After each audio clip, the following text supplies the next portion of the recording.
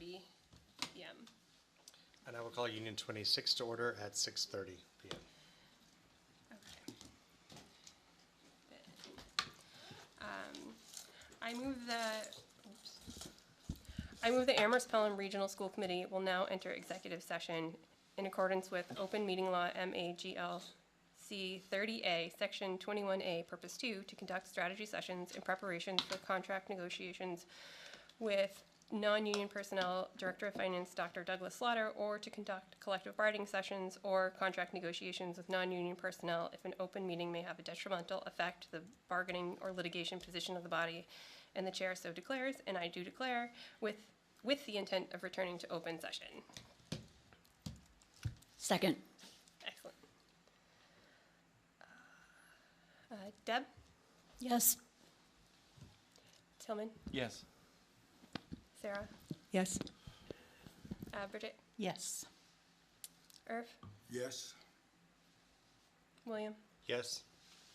Anna? Yes. And Sarah Bass. We are in executive session.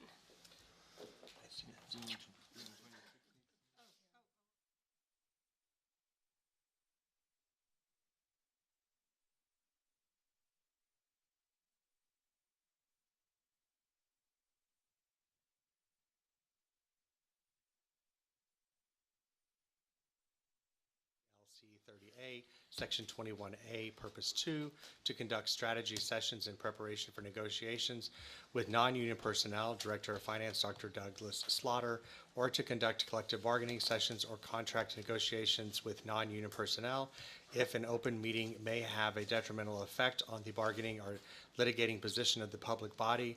The chair so declares with the intent to not return, or with the intent to return to open session. Second. So you have to Okay. roll call. Roll call vote. So Sarah, Yes. Bridget, Yes. Irv, Yes. Margaret, Yes. William, yes, and Sarah Beth. Yes. So it's unanimous. We Right. are in executive session now. We shall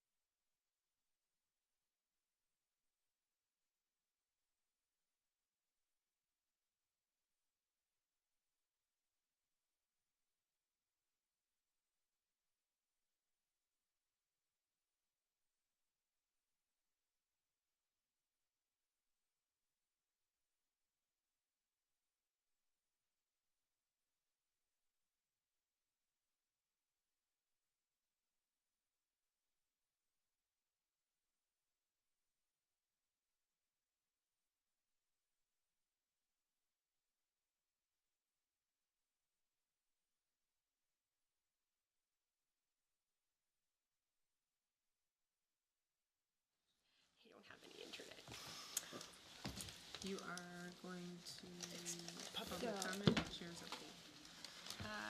All right, so first is public comment. Is there anyone who'd like to make public comment? No. I also did not receive any public comment, so we can keep going. I do not have an update. We are rocking through these. Any school committee announcements or subcommittee updates? Sarah? The Budget and Audit Subcommittee will be meeting tomorrow to discuss possible comment from the region to DESI or to the commissioner regarding PVC ICS's request to expand enrollment. Jennifer? The Fiscal Sustainability Subcommittee met yesterday and will be meeting again next Tuesday, election night. And we received some data from the central office, so thank you to NIB for sending that. We may bring something to, we may ask to add something to the next Regional School Committee agenda. Great. Thank you. Approved minutes. Next up is approved minutes. Yes.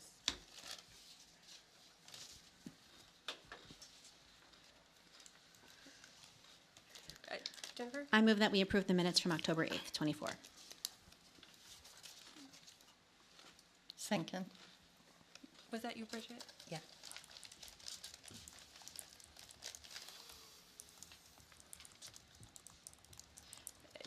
Sarah? I have some edits I request.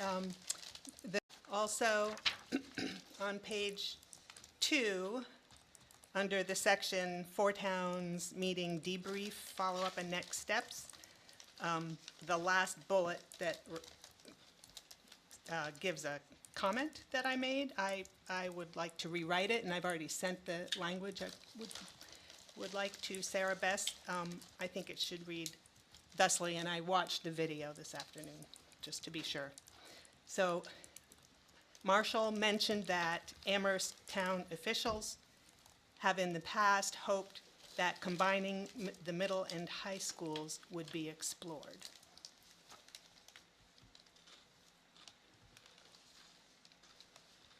Okay. Any further edits, updates, comments? Okay. Yep, Jennifer? Shall I amend the motion to approve the minutes as edited? Is that okay with Bridget? Second. All in favor? Excellent. I do have warrants. You're up. On 10/9/2024, I, William Scher, authorized by my signature payables in the amount of $263,088.81. It includes general fund expenses of $197,389.71, revolving fund expenses of $65,475.88, and gifts of $223.22. I, William Scher, authorized by my signature to the amount of $797,933.52, dated 10/16/2024 for payroll.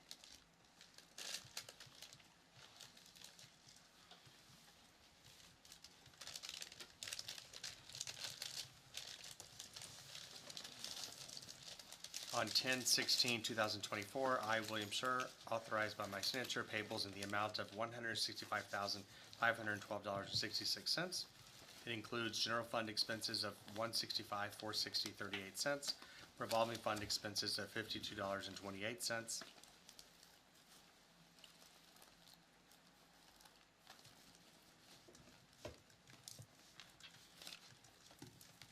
I, William Scher, authorized by my signature in the amount of $4,608.13 for payroll, authorized on 10/16/2024.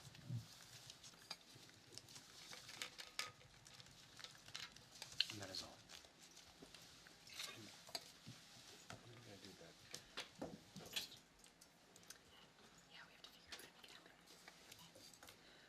Okay, superintendent's update.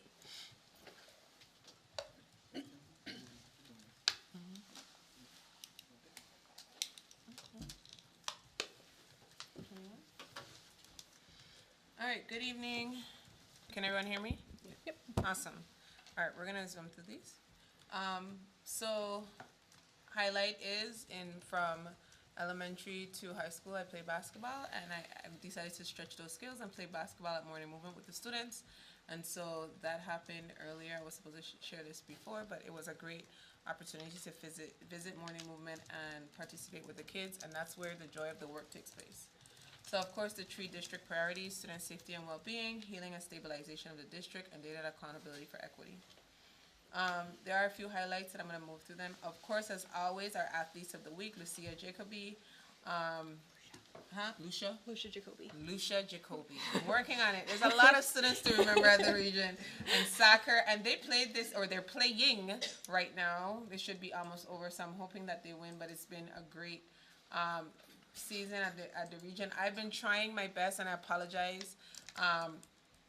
Tuesdays I can't get out of committee meetings, and then when I can leave the office, I try to make it to games, and so it was really, really great to tonight visit not just senior night for the soccer, but the varsity volleyball game, and I don't know if they won. They did not. They did not? No. Oh, it's because I left to come here. It's my fault. But it's really great to see the development of the whole child. Learning walks have begun. The district teaching and learning team has actually been visiting with schools, and I think that at this point, tomorrow we have Wildwood, next week we have the high school and Summit, but this first round is focusing on effective use of instructional time, looking at the posting of objectives, student transitions, and just making sure we tie back to what's happening in the classroom, where the work and the magic begins and happens all the time. So students are often very engaged, and I'm happy for the instruction that's happening within the region. Happy 100th Day. I did release the 100th Day video, and there's been a lot happening in these districts in 100 days. I have to say that it is very enlightening for me from July 1 to now, just to have taken part and done a lot of the great work and seen a lot of the great things that are happening within the three districts, and more so within the region. I know financially things don't seem well, but there's a lot of dynamic work that's happening. The high school team works very hard. The middle school team works very hard, and Summit is a diamond in the rough, a gem that we do not often see. And so I have to say thank you to all of our educators, everyone, for just coming together for our children and making these first 100 and plus days for me just enlightening, exciting, and positive. Budget process. I know this is a standing update. I'm going to say this. We have started our individual meetings with the different divisions, and we are going to continue. So we are pitching we're going to focus in on scenario 1 and 2, because I think majority of the towns talked about scenario 1 and 2. And also from the standpoint of how do we make that work. And we're also looking around what are some alternate ways. I know we talked about 712. We're delving into the logistics of that, but also what are some other possible scenarios with the staffing that we would remain if we needed to carry forth the region in separate buildings. So we are looking at that. I did submit a memo to our DESI regional reps today. It was due last week. My bad. I'm sorry. And I did apologize to Michelle in email, graciously groveling, explaining to her that the 6th grade would not be moving to the region this year. We will keep them on track for school year 26, and that we are looking at the 712 as well as how do we operate within our fiscal constraints, and that we will continue our monthly meetings to provide them with an update so that they can provide the commissioner as well with updates. Regional MOUs. This is the last thing on my list before my thank you. I am going to be graciously asking this committee to empower me, and so I do need a motion, to empower me to begin MOUs with the town of Amherst around the Amherst 6th grade move, around how we work with Amherst Recreational, around Amherst DPW, and then the use of facilities. Right now, we are, and I did meet with Amherst Rec and Melissa today from the town of Amherst, the finance director. And so we would like to start formalizing a lot of our practices in terms of how the regional buildings are used. What is it that we're sharing versus not sharing? There's some things that we get in exchange, but it's not formalized anywhere. And so we actually want to come together. In terms of negotiation and contracts, that's handled through the committees. However, I would like to start that conversation and start the groundwork so that can be brought back forward. So I did need to present this to the regional committees around that. I also would like for us to reconsider our use of facility process at the region, as well as the cost of the facility in terms of facility rental costs, and look at the pricing and lists. And so this is something I will be bringing forward, but I do need the opportunity to start delving into that conversation, building the groundwork.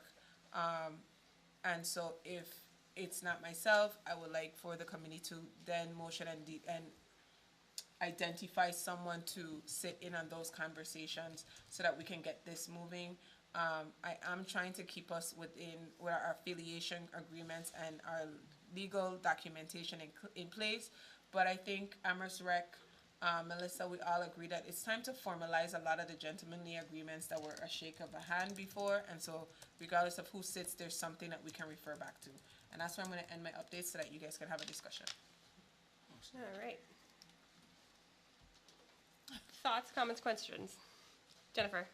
So it's not clear to me what's being asked of us in this, with regard to the MOUs, and how, in what way it's a school committee, something the school committee has purview over. Does it have to do with policies? Does it have to do with the budget? Does it have, like, in what way is this something that we need, like, what is it that we would be voting on, and in what way does it fall under our purview? So a MOU is a legally binding document where I'm agreeing for the use or how the facility would be used. My understanding from the conversation that I had with Jesse was that that is like any other contractual agreement that happens in terms of negotiation that falls under the committee's signature. Now, I can sign, which I think it has happened in the past, the superintendents have signed, and if I misunderstood, let me know. But I know that all contracts are brought before the committee and approved by the committees to be signed. I guess I've never, as far as I know, have never been involved in an MO. Well, I don't know about never, but it doesn't seem like it's a practice that we have done before. So, That's fine. But I'm not saying that I am giving away that power. I'm saying so any contract that you sign on behalf of the district has to come before us? I don't think it's all contracts. My understanding is this is the use of facilities, this is pricing of the facility, this is, the region is its own municipality, and so you actually govern what happens with the buildings. So I guess in the updates, right now all I'm saying is, this is where I'm moving forward to. If this is not something that, if I misunderstood and this is not something that you are supposed to provide me that, here you go to do it, then let's heed this as an update and say, I'm just updating you that these are the conversations or MOUs that I'm working with the town of Amherst to enter into. But my understanding, especially for the 6th grade move, is that that is actually a formal, agreement that has to be done. The committees have to agree to what we're entering into, and then it has to be presented to the commissioner because he finalizes the leasing agreements of the building. To me, anytime someone uses our facilities, it is kind of like a rental of the facility. It is a contracting of what happens with the facilities. And so I don't mind going back to legal to clarify, but I just want to make sure that we're doing this the right way and that the committees are aware of what's happening. So if it's to be that it's a binding document or a commitment, I don't want to do it where I am committing the region's building without the region's understanding of what's happening or disagreement. Just final thing, and then I'll let someone else speak. I'm not opposed to it. I just want to make sure that we're doing it correctly and properly. Like the 6th grade move does make sense to have the school committee approve, but things like how much to charge for our facilities feels like an operational thing. And I guess I would ask the chair to confirm with MASC or Mark Terry or whoever that this is something we need to vote on, because I wasn't aware that we would be voting on that tonight. And maybe we don't vote on it tonight, but we push it to our next meeting if it's determined that it is something we should vote on. That's my suggestion. William? I was just gonna say, I know that we do vote on like how much the parking stickers were charged for. And we voted on that in the spring, so I think this falls under that same thing. That we would vote on what the rental costs were. And I think it's because we've never really had anything besides a handshake that why we haven't ever had to vote on it. But we did vote on like parking space fees, Lunch fees? lunch fees, Right. Other kinds of. and some other like random ones at the end of last year, if I recall correctly. I am perfectly happy to confirm with MASC/legal what needs to happen and how do we do it. Irv? So the MOUs in terms of rental of facilities, that's one thing. But will this also include MOU in terms of programming, agreements for programming or anything like that? It does, but that's on my end in terms of the programming. But I don't think that the cost and what needs to happen is my final say. The cost and what needs to happen actually, my interpretation of the past things that has come before the committee in terms of pricing. I think I was told, maybe if I'm correct, the last price list was approved by a committee before. In terms of the use of the facility. The use of the facility cost was actually was approved prior by the committee. So in terms of the cost associated to what's happening, but programmatically, I can make that decision. That's not the issue. It's the cost section that comes under my understanding. So I just want to clarify. So anyway, when it comes down to the costs in terms of rental, use of facilities for any group in the community, how is that cost going to be arrived at? Well, I think that's part of phase next. yeah. Right now, I'm just letting. That's part of, Right.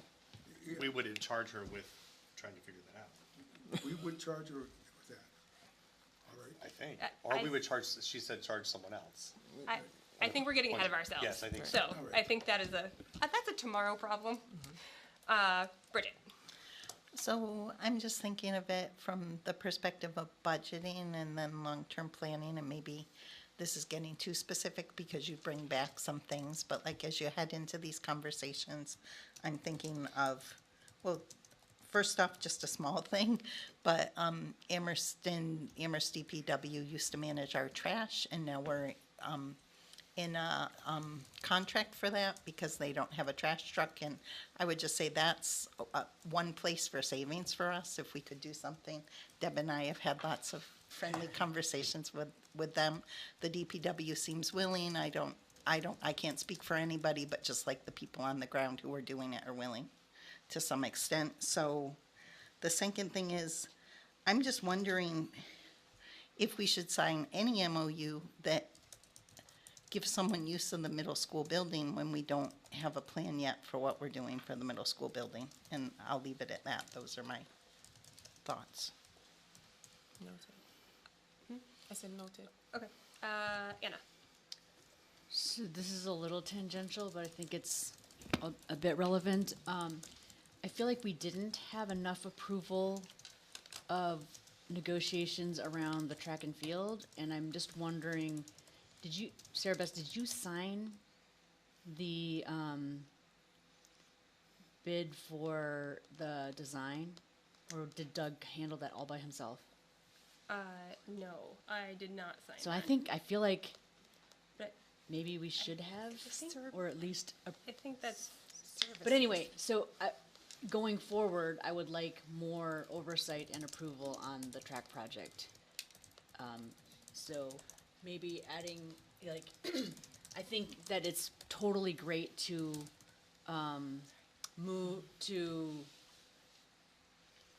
give the superintendent the authority to start negotiations with these entities and to start negotiations with you know, when it comes around the bid for the construction of the track and field, but I do think that I would like approval to remain with the school committee. I don't know if it's ours to approve as a legal matter, but we can have that be part of it. Sarah? Yeah, I think what Anna's talking about is service, as you know, contracting for a service, and I don't think that's school committee matter. But all these things, I believe, have to do with how our property is used. We're talking about whether the Amherst sixth graders will be tenants in some way in one of the regional buildings. Amherst Rec is a tenant in the middle school. Amherst DPW, I assume the concern here is that they do some maintenance of our track and field and, our athletic facilities, but maybe there's no agreement there. So all these things are really facility related, either the buildings or the grounds. And I'm all for it. I'm glad those arrangements should be formalized, definitely. William? I was just going to say, I think that the Amherst Rec, I know I got a letter from Amherst Rec saying that the pool was closed down extended periods of time. And I believe that because the region owns that, then that bill would go to the region to fix those pools, but I don't know if anyone in the region uses the pools. I don't know if any of our students even use the facility. So we're providing a facility for Amherst Rec, and I know that the winter sports, we do use the facilities, but that's only for a few months. So I would be in favor of trying to come to some agreements, and I do think it's in our interest due to the budgets, and we're maintaining a pool, and what are we maintaining it for, and who's using it?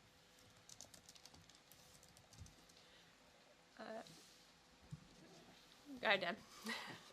I just want to say that my kids took swimming when they were at the middle school. So we are using the facility or were using the facility ourselves.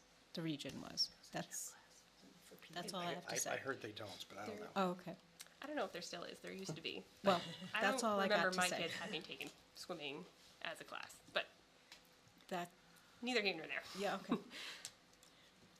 Jennifer? So if the practice has been that the school committee approves the MOUs and approves the fees and whatever, then that seems like that's what we should be doing, as opposed to, I'm not sure if you're asking, if Dr. Z, if you were asking us to empower you to go ahead and sign, or to come up with an MOU and then bring it to us, which seems like is our practice anyway, The cost portion, the cost portion. making sure that, because this is my first run at this. Yeah. So I'm making sure, because we were trying to clarify, how did the prices come up? Where did those things? Is it just presented?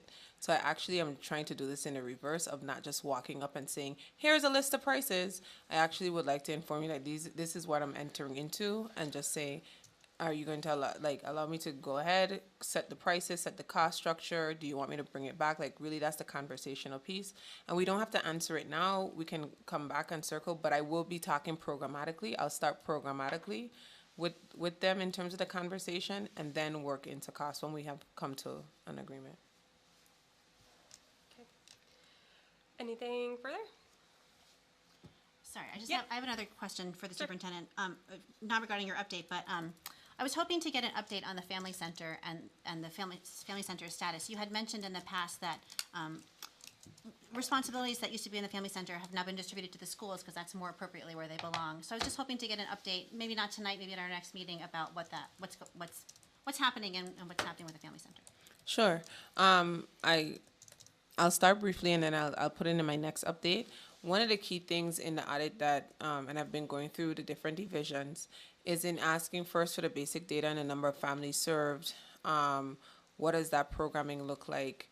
What are we doing? But then even so, as we walk through where the schools did their presentations, you can see that there was a disconnect where there are functions sitting at the district level that belong at the school level. And so, for example, chronic absenteeism, supporting families, that's sitting in a middle school building in a central office, when the families and the students should be supported through the schools.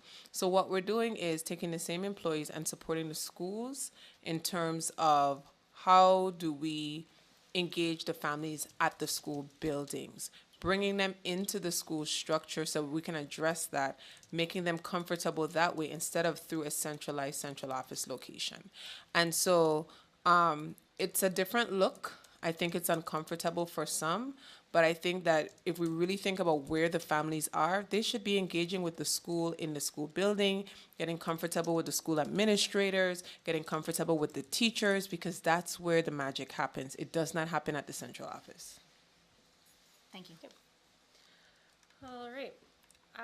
I think as far as the regional MOUs, I think we should, I feel Table it? comfortable having you start the conversations and see where things are, and then we'll do some research about how it has to be managed and then bring it back. Okay. Does that feel sufficient? Okay, great. All right. HRC Foundation's Welcoming Schools Program update. Hi, Maureen. Everyone. So I submitted, is this on? Yes. Can you hear me? Can you hear me? There we go. Yes. Okay. I don't need it right on here. So I submitted an outline that I was hoping you could look at as we talk about this. Yes. Yep, we It's have go it. ahead. They can see it, but. Okay. So as you know, this all started, a year and a half ago when we were here, and things happen at the district level, and we've been committed ever since to make sure that we are having robust trainings for staff. We updated our bullying policy. We have a new bullying platform. That's all going really well. And so now the idea for the HRC, which is the Human Rights Campaign Welcoming Schools, came from Elizabeth Burns, who's the preschool administrator, also known as the Early Childhood Center at Cracker Farm. So she and her team at the preschool engaged in this training. It's like their training modules. You have to raise money. It's a really heavy lift, and they did it all on their own. They raised money. They spent 3 years doing all the trainings, and then they received the Seal of Excellence. It's the HRC's Welcoming Schools Seal of Excellence. We all were introduced to it when Elizabeth circled some of us into it. I met with Elizabeth monthly last year. We talked about some of the things that she was doing. It started by Elizabeth looking at the library at the preschool and feeling like it really needed to change. Then it morphed into the Welcoming Schools. She raised money with a lot of support from people in the district. Many people who are here tonight went to the ceremony, the Welcoming Seals ceremony, and it's a very impressive training program. I think something like 130,000 educators across the United States, Canada, Taiwan have been trained in this. It's evidence-based.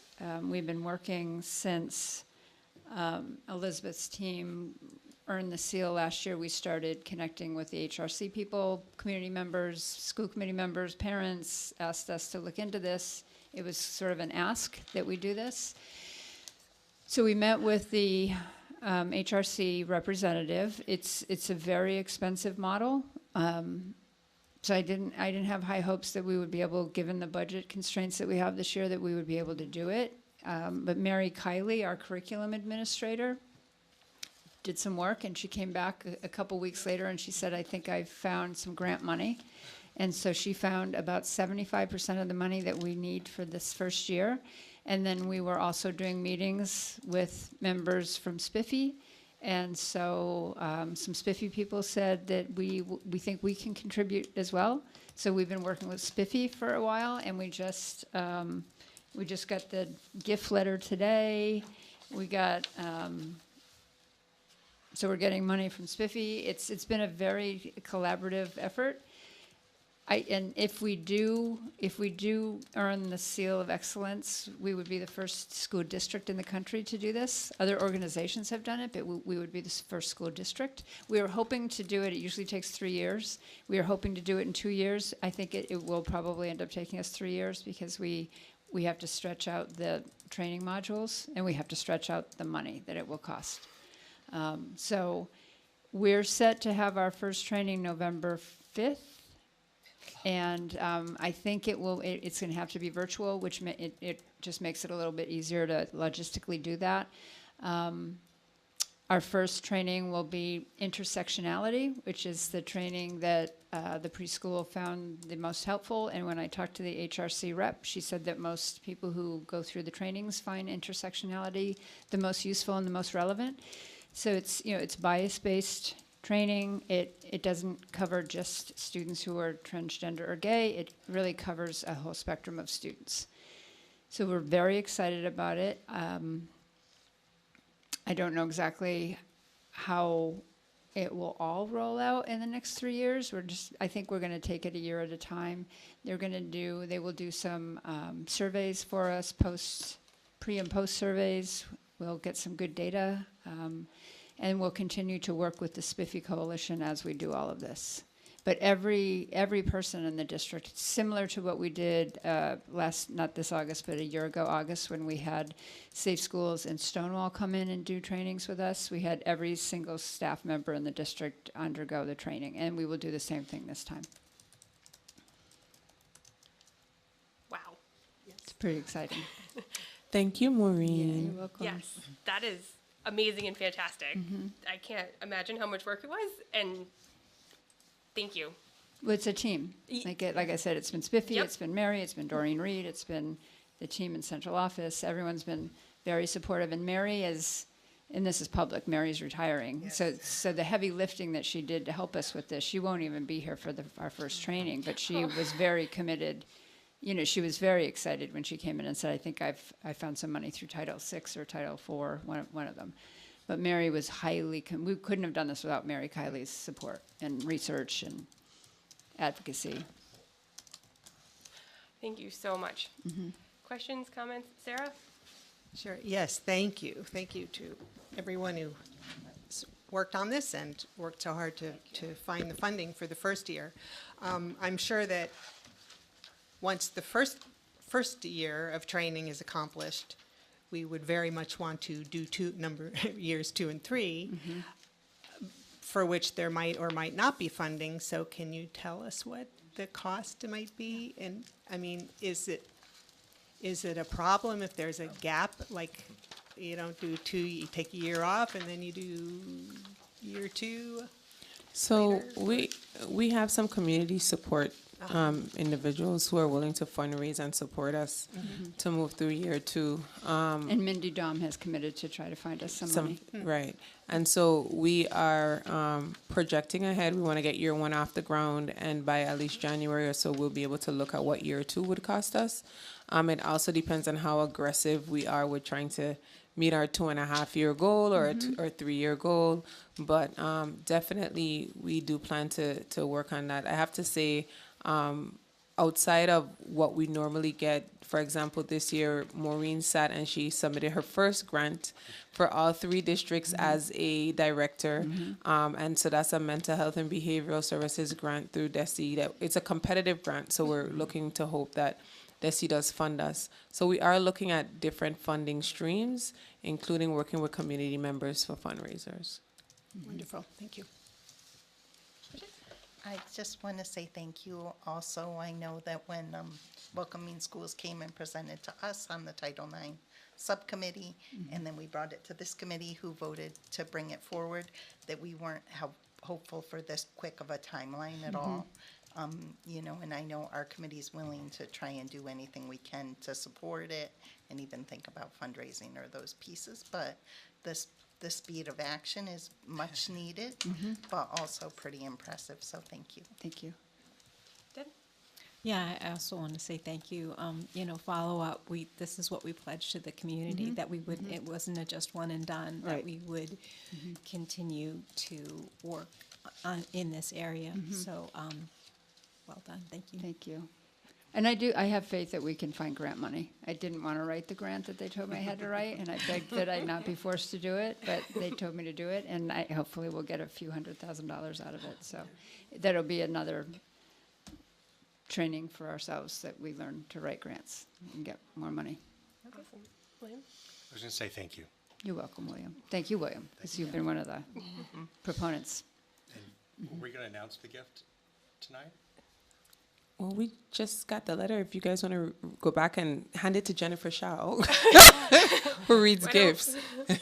But We're not there just we're not yet. we're not at gifts yet. So hand it to Jennifer Shaw. Yeah. Can we disclose how much we were able to get through grants and what the cost was for the first year that we were able to raise? So the cost was about 40,000 for the first year, and so Mary Kiley found about 32,000, and we're getting about $8,000 from Spiffy. So thank you to Spiffy. Thank you very much. Spiffy person was going to be here tonight, but we had to make other arrangements. Wow. Anything further? Awesome. Just thank you again, Maureen, Thank and you. your team. This Yeah, is it's not just me, it's a whole team. super Yeah. exciting. Okay, Thank thank you you. for all the hard Thank work. you. That's great. All right. So while the high school makes their way up real quick, I'd like to thank my awesome team because they've really kicked in and done a lot of great work. I think that it is evidence to all of the awesome things that's happening within the region and more so within the school districts.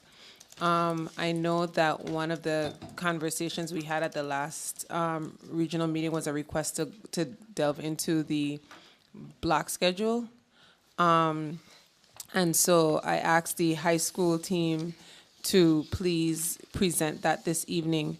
I'm going to ask the committee members to hold their questions to the end, so that we can get through the presentation.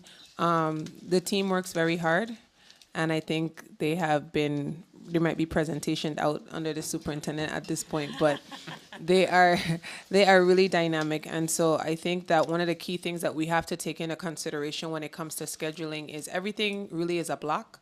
It's a block of time. And when you look at what the research says, it's not just about how the block is set up, but it's about that use of time. And that's why the first learning walk is around the effective use of instructional time. It could be 60 minutes, it could be 90 minutes, it could be 80 minutes. It's about what we do in the day. And so giving the team an opportunity to delve into the great things that's happening at the high school, the research behind the conversation and how they are able to make this work, I think is critical, especially as a school committee, to understand that. Start? Yep. All right. Good evening, everybody. So we're about to present about the current schedule. We have the block. Back in March of 2021, we did a presentation about the implementation of the block schedule, trying to come out of, as we were coming out of the lockdown and getting ready to go back to in-person. This is not part of the slide. You can just keep it actually on the first slide if you want. So the schedule hasn't changed since then, but a lot of other things have. We are in the midst of this budget crisis that we're still in.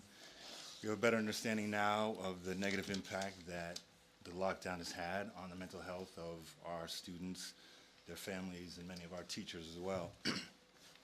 Also, being back in the building, understand just how much work that this building really does need. A couple days ago, we noticed there was water coming up out of the floor of the men's bathroom on the first floor. And on the second floor, girls' bathroom, the mold on the ceiling from the leaking toilets and sinks on the third floor. Just to name a few things. And then the freezer went out last Friday, and we had to throw away thousands of dollars worth of food. And then, and with the impacts of the mental health challenges for the adults and the students, it's caused raised absenteeism amongst students and adults. And so we have a lot of challenges ahead of us, and I'm hoping that we can really work together. And doing these presentations, I do think is important. It's good to share this information and time. There's so much to do during the day. So instead of being in classrooms, observing teachers and collaborating in other ways, we're spending our time doing this. And again, I do think this is meaningful work, and it is right now. It's a really stressful time with all the things that the impact of the schedule is going to be played out and how this budget situation works out. And if we're going to try to merge the middle school with the high school along with the sixth graders, because in 2026, they're no longer going to be able to they're not going to be able to move into that new building. So again, I'm just hoping that we can, as we go forward, we can also spend time working on trying to solve some of those problems as well. So So with that being said, I'm gonna now get into the presentation. So the block schedule as it stands now. So, yeah, thank you.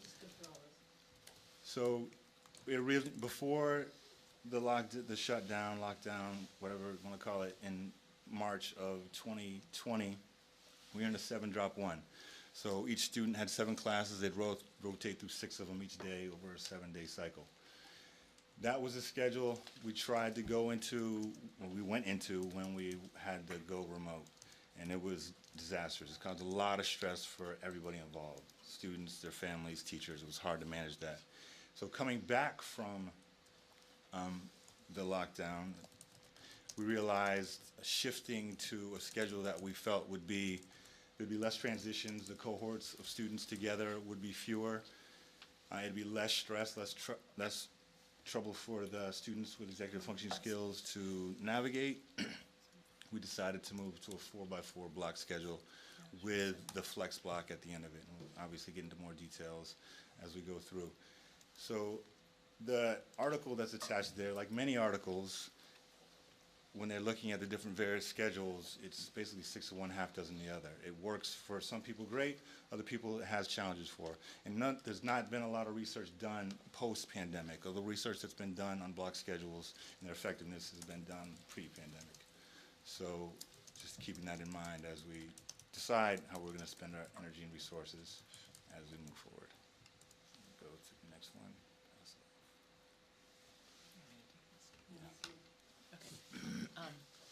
Hi, everyone. I'm Mickey Gramacki, one of the assistant principals. So just to kind of round out our thinking, we actually explored all of these different schedules, the 3x3, which is what we did when we were actually in remote learning, and then the 3x3+1, then the 4x4, and then a lot of questions come up about, so when you talk about a block schedule, there's a 4x4, which is what we're in, but then there's also the AB block schedule, which is also quite popular. I can just tell you that the reason why we do not do AB, in light of some of the benefits of it, is that students then have to carry all 8 classes at one time. At the same time, the block schedule has teachers teaching more in the block than they do in other schedules. Our teachers teach 6 courses over the course of the year. When you go to an AB block schedule, teachers then carry all 6 classes at one time, which means the actual caseload of students that they have at any given time is larger. But does it allow for continuity and some of the other things that the 4x4 does not? Yes. And so I think what our goal tonight is to help you understand what it is that we believe the community values and why the current schedule that we're in, how it meets that, but then also be very transparent about the limitations of the 4x4 block and make sure that you and the community understand that as well.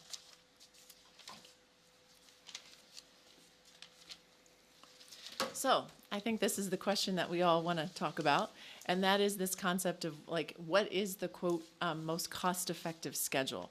And so that's difficult, right, because there's a lot of variables in any master schedule that you have at a high school. But what I did was take, so this was coming into FY25. We actually projected 830 students. At the time we did this, there was 860. I can tell you that when we looked yesterday, there's 816 students in the high school. So we are experiencing declining enrollment. So what we did is take an average class size of 20 students in a class, okay? And so then we took that information and played it out through 4 different schedules to look at what the actual FTE, which would be the full-time equivalent, how many full-time teachers, and again, we're not talking about counselors and related service providers, we're just looking at classroom teachers. So you can see that the current block that we're in, we have the 8 full classes. If you assume 830 students in the school times the 8 periods, teachers teach 6, you would need 57.3 teachers. And then if you play that out, we got a lot of questions because those of you that have been around a while know that we were also in a trimester schedule in the early 2000s up until I think around 2013 or so. And that was very popular. There were a lot of people that really liked the trimester schedule. But what we were, and if you recall, during the pandemic, we were actually cutting $1 million from the regional budget at that time. So we took huge budget cuts during that time. It was the extra funding that came in after the fact that, the ESSER funding that came in after the fact that got us through. So a lot of people were asking about the trimester. So we found that in the trimester that we had at Amherst High School, where teachers taught 10 out of the 15, it would cost the equivalent of 64.5 teachers. So it's actually the most expensive, so to speak, schedule of these. And then we have the trimester where instead of teachers teaching 10, they taught 3 in one trimester, 3 in another, and 4. If they were to do 3, 4, 4, which means teachers would teach 11, we're still a little slightly higher than the block. And there's not a teacher, I think, in the building that wants to do a 4-4-3. I think that 4 trimester was very difficult. And then the last schedule that we were in was the 7-drop one. And that was the one that contractually we were supposed to return to after COVID. But Principal Sadiq's going to talk about some of the surveying that we did and the feedback we got, which is why we stayed in the 4x4. So you can see that the 7-drop one is 60.2. So in terms of just sheer like cost effectiveness related to teachers, the block is cheaper, but then there's a lot of variables, such as in a 4x4 block, teachers do not have duties, okay, but in some of the other schedules, they do. So there's a cost related to that, too. So I just, again, it's a complex conversation, but this, I thought, was the easiest way to present the numbers. Meg? Okay, so just for those of you that are not as in tune to the daily schedule, this is what it looks like. So we're mostly, A period, because of the buses, does tend to start at 9:05. So we're in 75-minute blocks, and then we end the day with a 40-minute flex block, which Assistant Principal Camera will talk about. Okay, so these are just some of the, and I'll just go through these quickly. So the elective courses in the 4x4 block, we decided to do them in 45-day quarters, and that was designed to give students the most access to the most number of courses. Back in the 7-drop one, we had directed studies that occurred during the day. Instead of the directed studies, we would never want to give a student a quarter of their day as a directed study. We have the flex block. There are some opportunities in the 4x4 where you can double block a class. So we do that, for example, in our topics in math, which is a special education math course.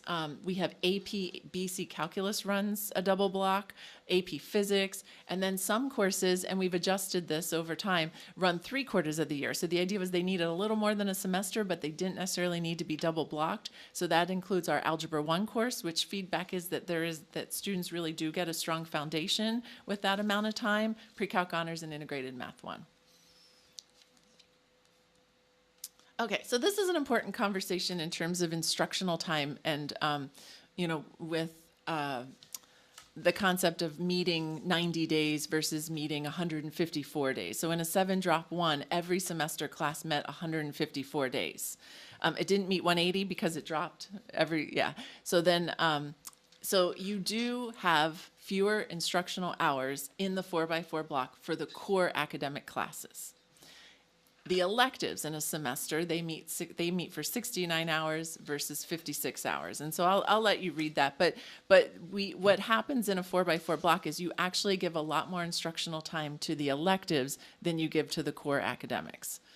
The 4x4 allows for 6 elective courses a year for students who still take their 5 core. Additionally, what about students who want to double up in math or world language? So we wanted to provide for you the data on the requests that we receive, because we tell all students, if this is what you would like to do, please sign up for it and we'll do everything we can to accommodate you. So we had 49 requests for doubling in mathematics, 79 in science, and 17 students requested to double in world languages. All of them were considered, and I think we accommodated more than 95% of those requests.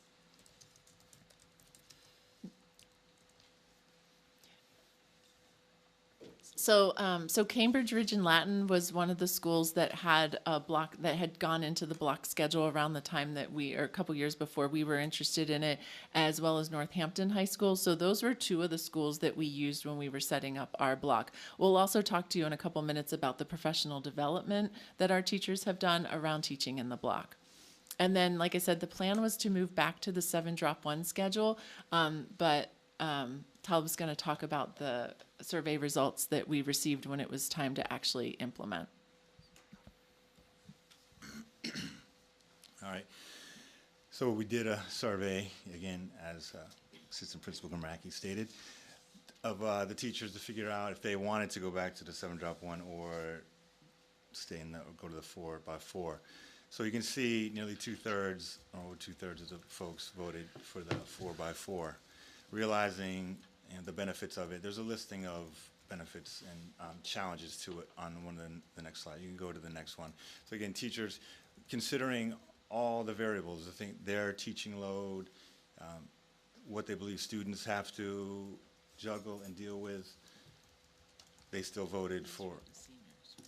On these, the first slide was the teachers, and this is in voting, right? So when we surveyed the students who had gone through the 7-drop-1 and then had experience with the block schedule as well, you can see that again, nearly 2/3 of them voted for the block schedule. And again, the next slide, these slides do talk about some of the challenges. There's no perfect schedule. I mean, some people love the block schedule and some people hate it, in all honesty. So with some of the challenges you can see, the music ensembles, they only meet for one semester. And music, math, world language, not having those things every day can create challenges. There are obviously some students here who are fortunate enough to be able to have outside tutors to support them on the semesters that they're not there. Some students can access, some of the ensemble teachers do offer time to work with them during the flex block, but some students need to use that time for other things, so they can't always meet during the flex block time. With the math and world language, as Skrmacki just said, people do have a chance to double up. I think that's one of the pluses on the next page. The biggest benefit to me is the electives, the number of electives that we can now offer to students. Not every student is excited about math, English, science, and social studies. There are some who love engineering or music or art, and we get to offer a wide variety. I don't know if there's another school, honestly, in the state that has this many electives and offers this many electives to their students. I think the more opportunities we give students to get bought in, the better they're going to do in all their classes. And I think the electives is a huge benefit to that. One of the things that our Engineering for Social Good class is working on, which I think is absolutely amazing, is they are working on building a machine that recycles plastic to turn it into filament for 3D printers. I mean, the things that they're doing in those classes are amazing. I mean, there's so many opportunities for students to explore things that they never have had the opportunity to explore before. They don't have to make so many hard choices. There's a lot of different things they can try because of the block schedule and the amount of times they can fit electives into their schedule. Now again, there are some students who have a lot of support classes and can't fit as many in there, but they're often able to at least get 1 or 2 when some students may get 3 or 4. And in the 7-drop-1, it was a little more challenging to do that.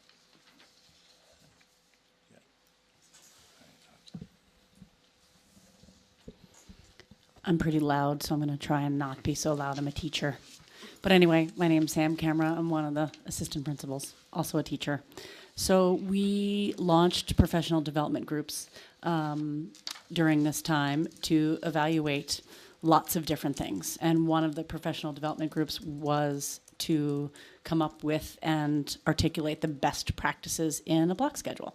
And so they spent the year working on this, and they interviewed and surveyed students. They interviewed and surveyed faculty, paraeducators, support staff, everybody. And so I also linked here their presentation. And so I'm just going to sort of quickly talk about what they saw as the suggested best practices.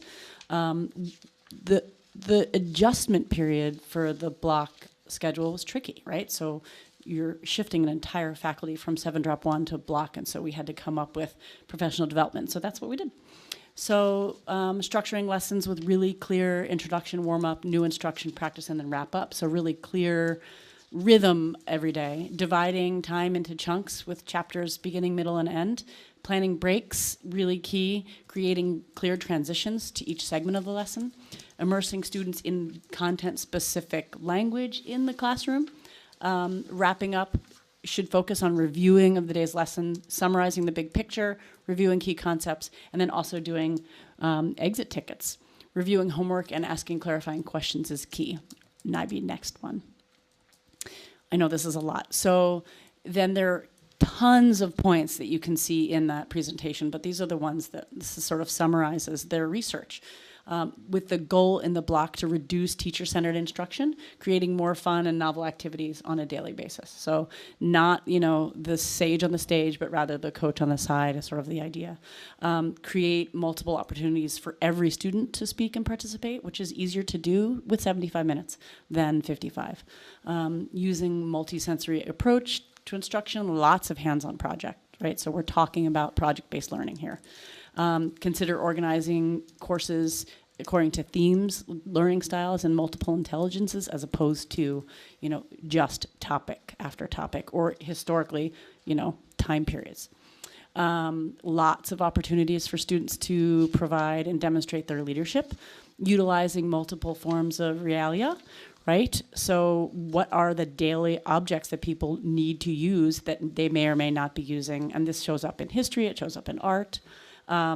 Lots of opportunity for choice. Multidisciplinary approaches whenever possible. So art, music, science, stories, etc. Providing students with a variety of pathways to show what they've learned as a form of assessment, which is one of the things that's also emerging as we approach our, this possibility of the MCAS movement here. We might need to be looking at portfolios. And so that's another thing that's happening in our school right now. But also ensure that there's time to read and write and listen and discuss and experience and experiment, analyze, compute, and create, right? So a lot of what are students doing? What are they doing is key here. Varying the pace of a lesson also to avoid overwhelming students and also to curtail boredom. So those are the sort of key ideas in the block schedule. And so that particular group came up with. So my hope is that you'll have an opportunity to look at that slideshow that they put together. I'm going to move on to the flex block. And I think that part of the reason we're here is to articulate the reason and the rationale for this. I want to first start by saying that the flex block emerged as a need when we flipped the schedule. Okay, so when we flipped the schedule, our students lost after school extra help time. And so, which is pretty problematic. And so this particular professional learning group, these are the questions that they addressed in their professional learning. How do we keep students in the building? How do we keep them physically in the building and engaged, right? How do we make up for lost time after the fact that we've lost after school help, right? Once we hit the flip schedule, right? And also how do we maximize student supports? So not just academic supports, also social emotional learning. So that's key. And then the other question that they were asking, which is how much of this schedule is actually in our control? And so it originally started as a plus block. Originally it was every single period had a plus block. So let's say A period met, so they'd have a plus block on Tuesday, B period plus block on Wednesday, C Thursday, Friday, D. And what we discovered is that students that didn't need extra support in, say, their A block would just, be fried or exhausted or fed up, or they weren't getting what they needed. And so you can move on to the next slide, Naibi. And so the idea then with a flex block is offering students choice, right? We value choice. And I want to make it clear, though, that students that have academic skills may not have choice in this flex model if they have flex additional academic skills, right? So that's an important point. They're getting extra, services during flex. Not all students, but some. And so I want to make clear that this isn't a choice for literally every single person in the building.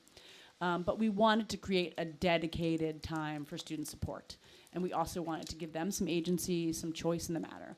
So the idea here is focus time for extra help, skill development, as well as social and emotional support.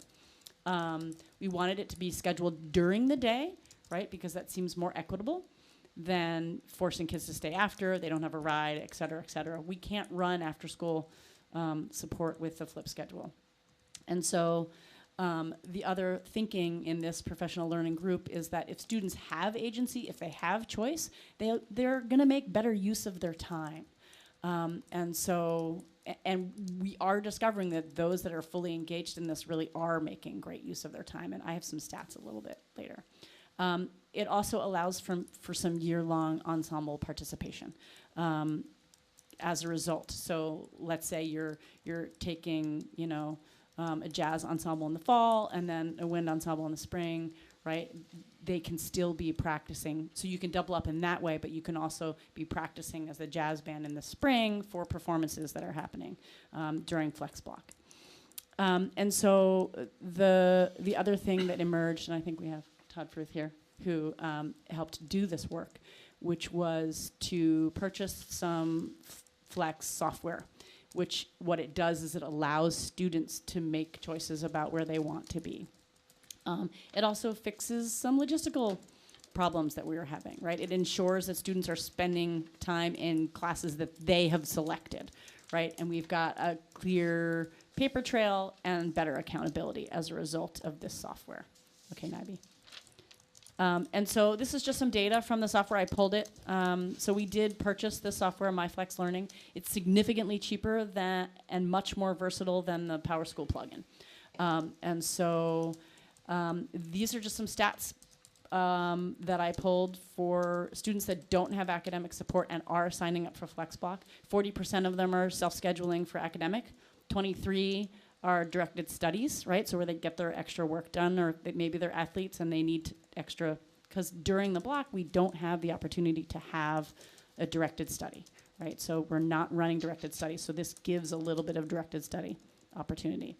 There are also activities and clubs. You can see the percentages there. The students that are self-scheduling for ensembles, just below 5%, and then 2.66 self-scheduling for athletics as well as college classes. That number is a little bit low because Victoria and Georgia have a different plan for when students need to leave for athletics, and so they don't end up showing up in the statistics for MyFlex. The other thing that's kind of interesting about this software is that when students don't self-schedule, right, when they think, oh, I'm just going to slide out of here, the software will place them in an academic class based on their grades in classes, right? So I can set it to, like, if a student has anything below a 75, it will push them into classes where they need that extra support. So that's the good news. And so that function is brand new this year. It's made a big difference. The other thing, as administrators, if we find students wandering around in the hallways, we move them into a supported study class. So that's the Flex Block. Yeah, so that's new. And so we gave you some additional resources, right? So we didn't move into the block schedule and this Flex Block blindly.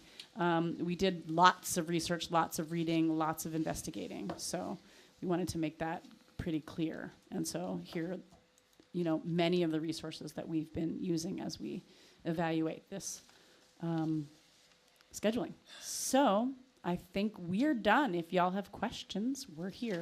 Sorry that was so long. So I do want to say again, thank you to the high school team. And more so I know there's some other events going on this evening, so thank you for stepping away, because it's not easy being a leader and still having to do multiple things. And so I'm hoping that we can give them back some of their time and not kill them with questions. But, yeah. Anna.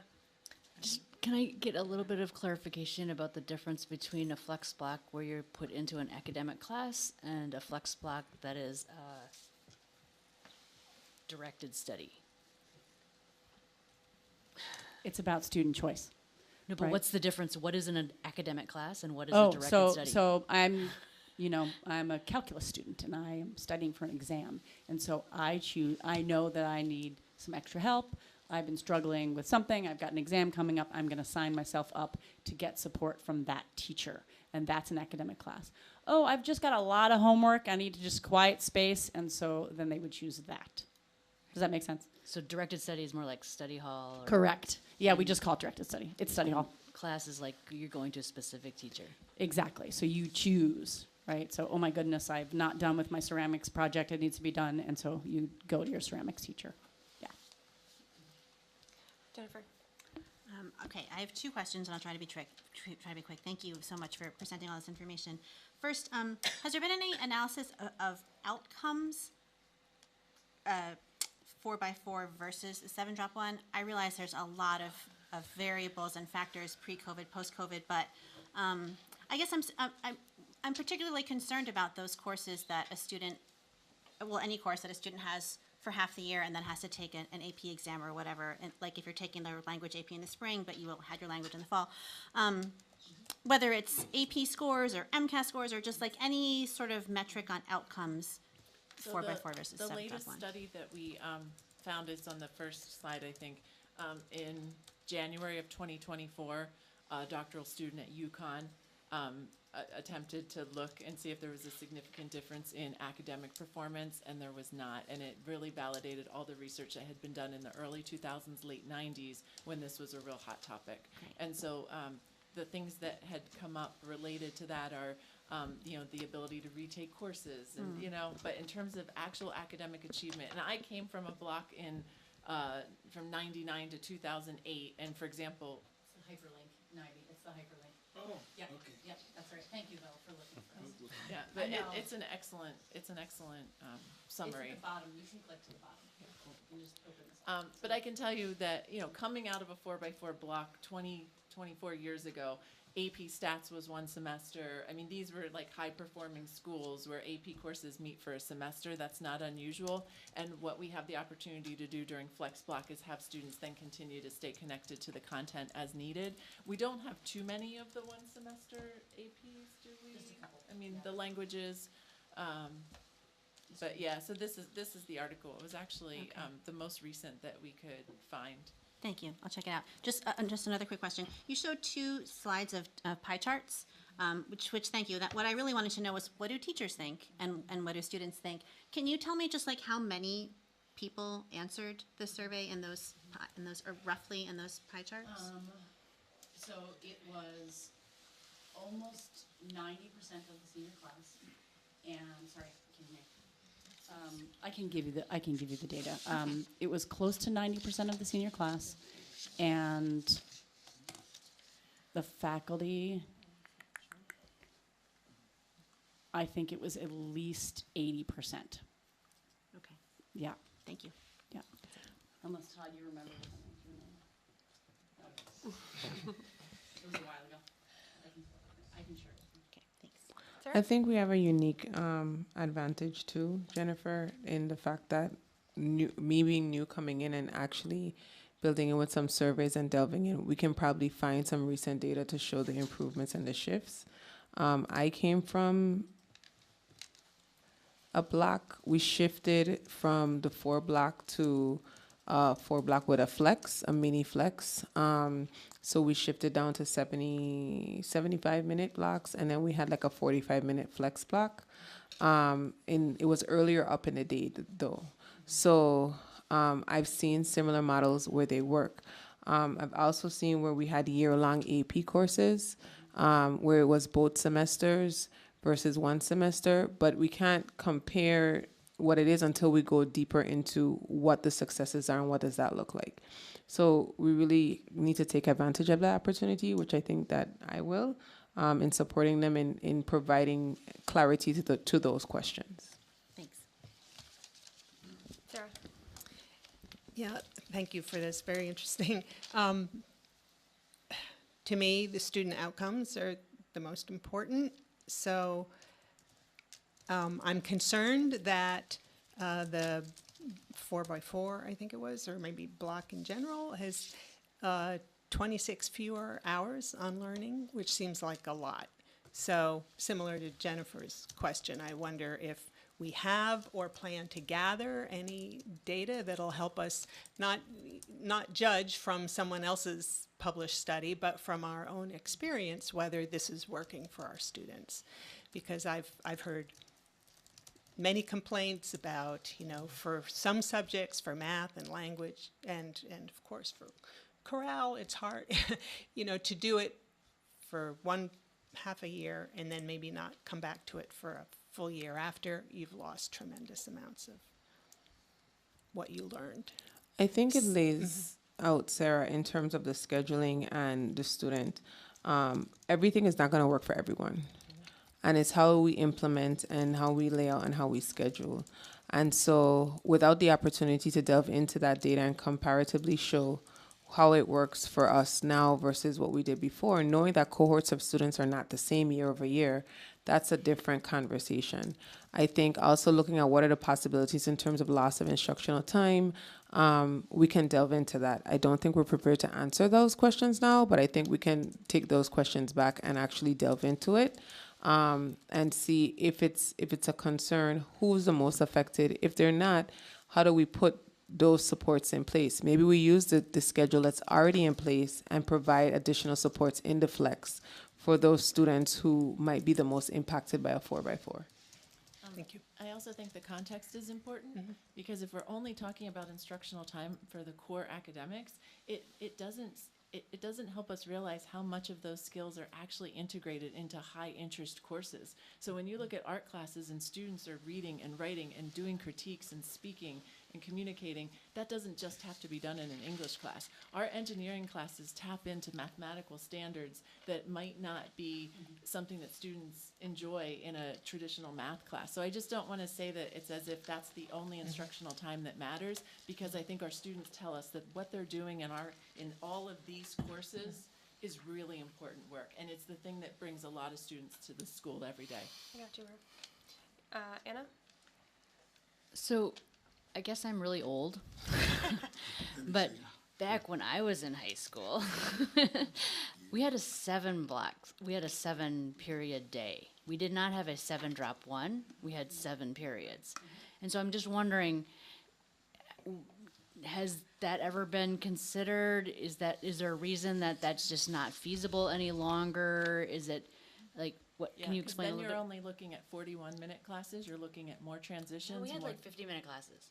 50. Yeah, I'm pretty sure. So the reason why we drop is because teachers said if we're gonna have a student in a lab-based course, if we're gonna have students in courses, we want them for at least an hour. So that's why this community, we went with the 7-drop-1, but we absolutely could just squeeze all 7 in a day, but every time you add another class, you're adding more transition time, which takes away from the 990 hours of instruction that we're required to have. Just have a longer day. Deb? Hi, hey folks.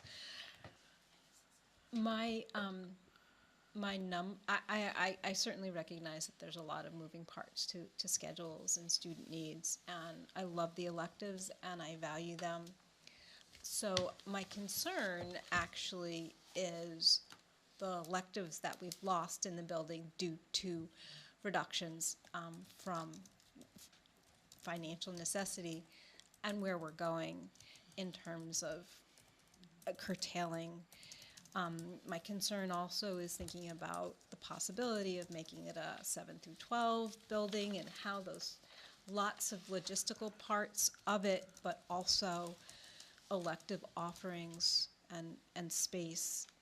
So those are obviously nothing that we're going to talk about right now, but that's what's been on my mind. My biggest peeve, and I really appreciate the fact that kids aren't juggling 7 homeworks, 7 classes, 7 teachers, because we did that with child number 1, and we were always dropping some ball.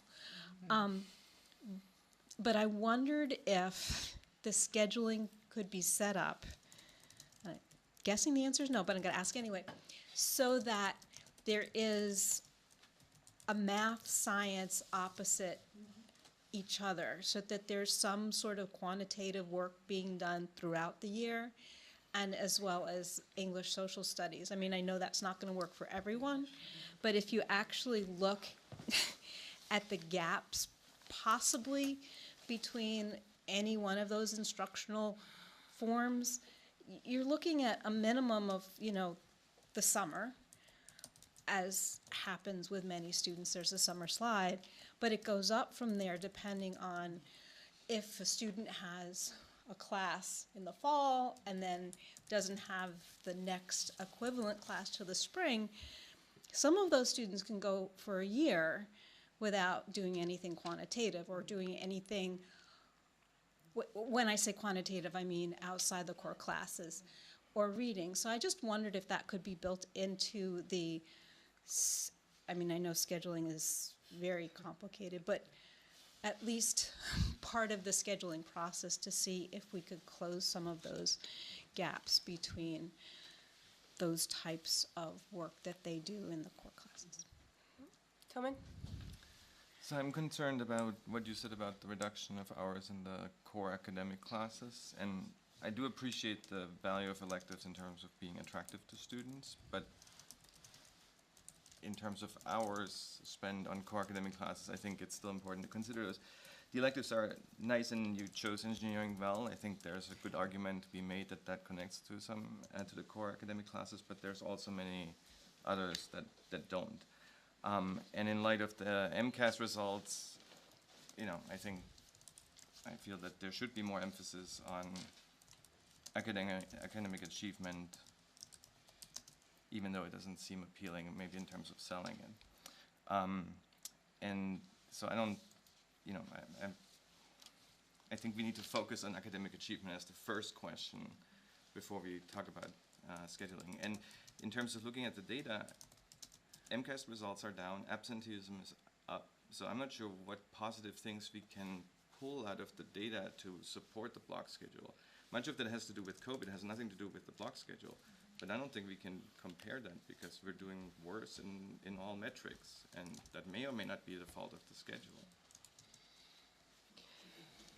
Irv? Yeah, I agree. I was going to say some of the things that Tillman just said because by the way, we got all of our MCAS results the other meeting in from the elementary through the high school for underperforming groups, black and brown students. The results were devastating, to say the least. So that's in the back of my mind is how do we begin to address those issues in the high school with this schedule. Now, one of the things that jumps out to me is that when I look at this block schedule for senior survey, you got 37 people who probably were not very happy with this, with it, 37%. And that was a senior. And then there are, 31% of the faculty weren't particularly happy with it. So I admire you for how you were dancing through this with those particular people, faculty and students who were not really thrilled with the 4x4. But I understand that you do that which you believe is good and best for the students that you have. But bear in mind, for me, I look at this schedule and I say, man, that's really great. The electives are incredible, but in the back of my mind, what are we doing for our black and brown students? How are we going to increase that? There are not only rates of participation, decrease absenteeism, but increase their academic performance. That's a big thing for me, very big.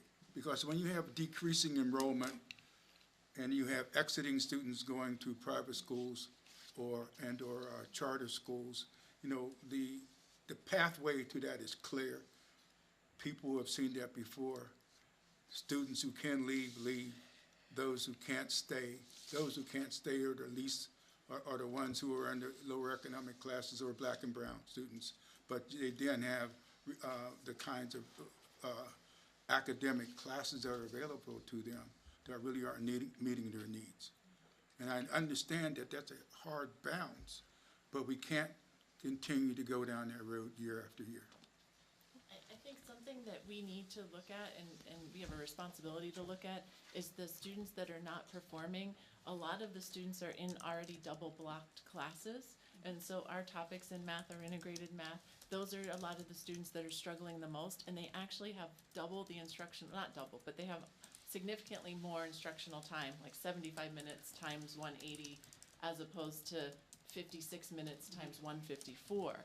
And so I think it'll be really important to look at, is the variable the amount of instructional time that they have in the core, or is there something else?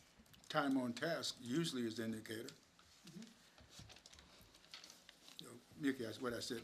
Time on task Correct. is usually a good indicator. Okay, so I have Bridget, and then I think we need to let our lovely principals go home. I would say thank you first for sort of unraveling the logic behind the pattern. I'll say I had a student who was right at the transition, and so I'm a little bit biased because the block schedule was a tremendous benefit for in my own family, and that sort of delving deeper into a topic and really getting into project-based learning, that can mean a lot for some learners, so I appreciate that. I also think probably cost-wise, it's most cost-effective, so discussions about what would be ideal might be different than what we're gonna have. It looks like we're probably keeping the block schedule, people, you know, so the conversation, I appreciate it. I really like knowing more because we hear a lot about it from the community, but I'm not sure we have a choice with the budget scenarios we're looking at. I have two little things. One is just back to Irv. There's so much evidence, Irv, in terms of our students, in terms of our mid-performing, especially boys, black and brown students, of how well they do when they have high-interest activities that draw them to school. And that research is like to the moment and so important. So this actually does support those types of students with this range of electives. And I know, again, just personally, like having something like that engineering certificate for someone, you know, for, especially, let's face it, right now we see so many young men getting lost. And so this is great. One small thing that I wondered about, just in terms of equity, is the question of, you said that the students who select are allowed to double up, but we also know that a lot of people might choose to double up on a language or double up on a math or something, may come from certain backgrounds versus others. And so I'm just wondering if there's anything around the edges that you can do to improve that, like with advising or whatnot. Can I just say, we can also modify this block if it does turn out that we identify groups that need more instructional time. We did that with our pre-calc honors, for example. We were finding that they just couldn't cover the content that was needed for the next level calculus course, so more time was added. So I think we could really look at that. Some schools do things like in 10th grade, everybody has English all year long, or everyone has math all year long at the Algebra 2 level. So I think that we could potentially stay in the block and still modify it and accomplish some of the things that were brought up tonight. Thank you all very much for coming and presenting all this information. Good evening. Thank you, team.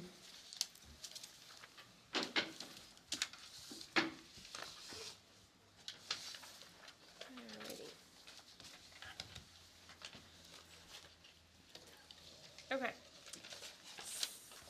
So next up is our discussion on the MASC resolutions.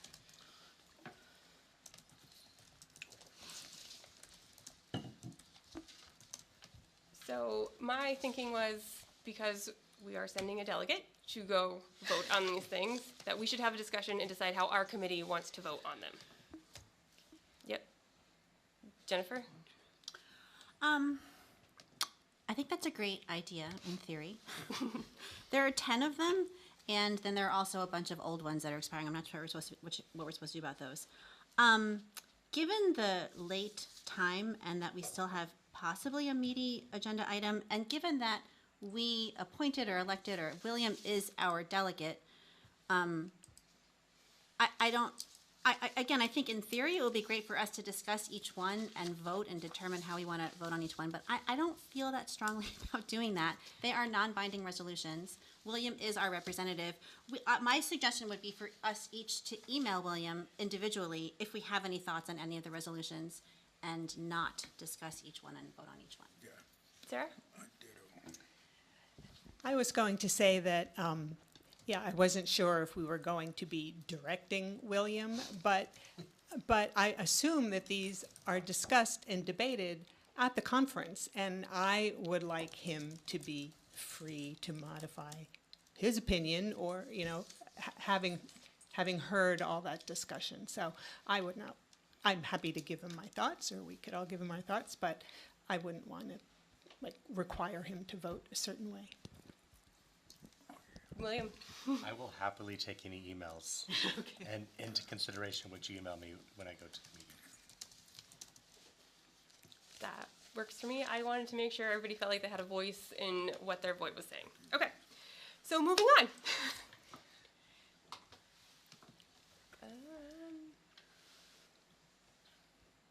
Trying to move on. All right. Future agenda planning. Deb? So I didn't actually pull all my thoughts together in this, so I don't have all my words at the forefront. But there is a petition circulating amongst the Amherst residents. It's received about 150 signatures about a resolution that a group is putting together to ask the state legislature to reimburse low and moderate districts for the full cost of charter school tuition. And there's a petition that we can accept. There's the possibility of writing a supporting statement, but I would like to invite the petitioners to present or a representative petitioner to present the petition, as well as one of the members of the group organizing this to do a short presentation for us next meeting. Why don't we work offline about that? Okay. Jennifer? Can we get an update on the track and field project at the next meeting, or a future soon meeting? Anything else? Bridget? Can we just have a time, it doesn't have to be the next one, but maybe the next after, for SEAC to bring the new charge to this committee and also to talk about next steps?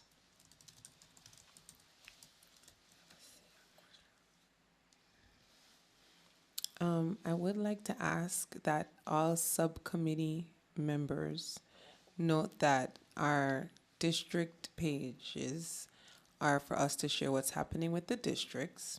And if we partner with outside, like for example, if we partner with a parent group or a group, we'll share it through our district pages. But I'm going to ask that subcommittee members, anything that you want posted, you please run it through the chair, and then have the chair or have your members run that through you, and whatever it is. But we just need to be clear on how we use district communication for collaborative events and different things. And I'm working with my media person to set those standards as well. Please. Did you have something, Anna? I emailed you a couple ideas. Do you want me to say them now, or do you want to just? You can go through them. I do have them on my list if you. Okay.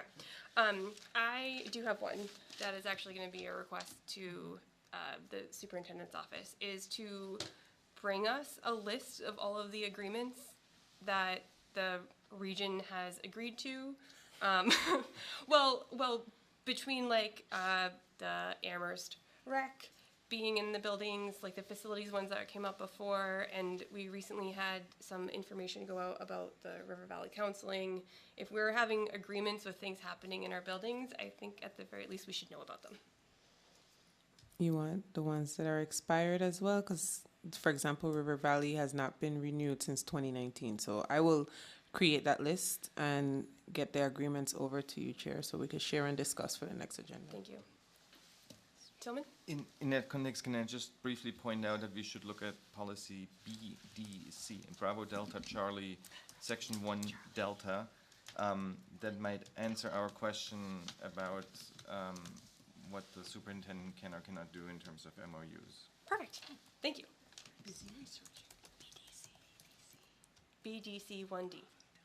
Correct. Okay. I can read the one sentence that everybody is now Yeah. looking up. Yes. Read. Okay. So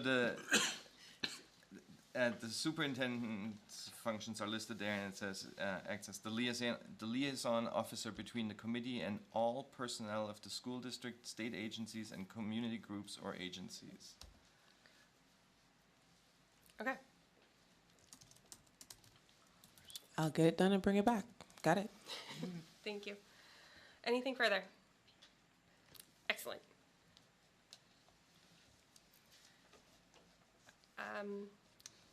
Was there a gift? Yes. So, I'm gonna hold off on reading this just so that we can run it through the proper, like usually Jill, the treasurer, gives us something to, so just like, we'll just do it next time. Okay. Just to be proper. No? No, I can just read it? So, okay. Could announce it. And announce it Announce as it, as a okay. gift, and then because we needed to accept it. So should I The, move? the proper protocol is that the committee needs to accept the gifts, and then we take the checks. Things have been running a little bit different, Okay. so I move that the Regional School Committee accept a gift of $8,000 from SPIFFY, the Strategic Planning Initiative for Families and Youth, the SPIFFY Coalition, to support HRC Foundation's Welcoming Schools Initiative to be implemented in the Amherst-Pelham and Amherst Regional School Districts during the 24-25 school year. Welcoming Schools uses an intersectional, anti-racist lens dedicated to actionable policies and practices. Second. the region will manage the money, Sarah Marshall. Right, so can we hear it at an Amherst committee meeting, whatever? Sure thing. Thank you. I think that's okay. All in favor of accepting this lovely gift? Fantastic. Thank you so much to the people at SPIFFY. This is super exciting that this is not only happening, but happening so quickly. Yes. Okay. The Amherst-Pelham Regional School Committee will now consider entering executive session in accordance with Open Meeting Law MAGL C30A, Section 21A, Purpose 2, to conduct strategy sessions in preparation for contract negotiations with non-union personnel, Superintendent Dr. E. Ziomara Herman, or to collect collective bargaining sessions or contract negotiations with non-union personnel if an open meeting may have a detrimental effect on the bargaining or litigation position of the public body, and the chair so declares, and I do declare, with no intent to return to open session. Second. All right.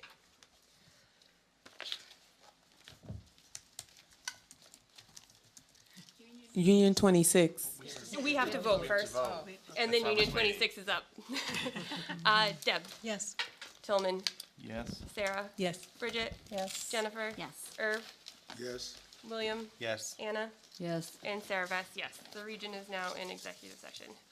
So I call Union 26 out of recess.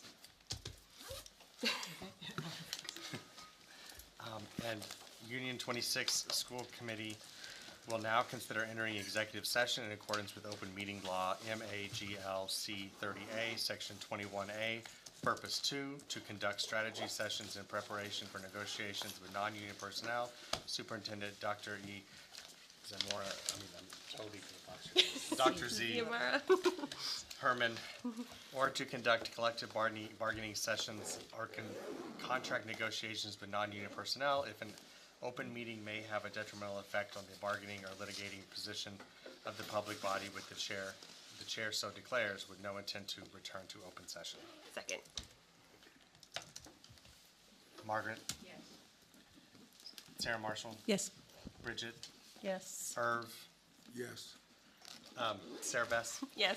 And William, yes. That guy So into the we table. now enter Union 26 is an executive session.